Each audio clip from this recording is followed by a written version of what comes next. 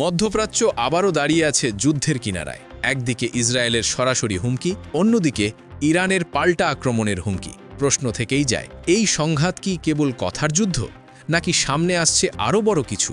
ইরানের বিরুদ্ধে এবার সরাসরি যুদ্ধের হুমকি দিয়েছে ইসরায়েল। ইসরায়েলের দাবি, মধ্যপ্রাচ্যের অস্থিরতার মূল উৎস ইরান।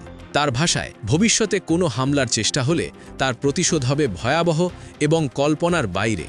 ইসরায়েলের এই বক্তব্য কেবল কূটনৈতিক সতর্কতা নয়, বরং এটি একটি স্পষ্ট সামরিক বার্তা, যা পুরো অঞ্চলে নতুন করে উত্তেজনা ছড়িয়েছে।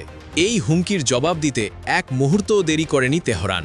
ইরানের সামরিক কমান্ডার জেনারেল মুসাফি এই বক্তব্যের প্রতিক্রিয়ায় বলেন, দেশের সার্বভৌমত্ব রক্ষায় ইরান কখনও পিছপা হবে না। তার ভাষায়, আমরা আগেও কঠোর জবাব দিয়েছি, আবার উস্কানি এলে পাল্টা আঘাত হবে 7 গুণ বেশি শক্তিশালী। এই বক্তব্য স্পষ্ট করে দেয়, ইরান শুধু প্রতিরক্ষাই নয়, প্রয়োজনে আক্রমণাত্মক অবস্থান নিতেও প্রস্তুত। এই উত্তপ্ত পরিস্থিতি নিয়ে উদ্বিগ্ন ইরানের মিত্র তুরস্ক। তুরস্কের পররাষ্ট্রমন্ত্রী হাকান ফিদান বলেছেন, ইসরায়েল মূলত ইরানের ওপর হামলার জন্য আন্তর্জাতিকভাবে গ্রহণযোগ্য একটি অজুহাত খুঁজছে। তুরস্কের প্রেসিডেন্ট রেসেপ তাইয়েব এরদোয়ান সরাসরি জানিয়েছেন, তেহরানের ওপর কোনো বিদেশি হস্তক্ষেপ আমরা মেনে নেব না। এদিকে চীন সব পক্ষকে শান্ত থাকার আহ্বান জানিয়েছে। বেইজিং মনে করছে, এই সংঘাত পুরো মধ্যপ্রাচ্যকে অস্থিতিশীল করে তুলবে।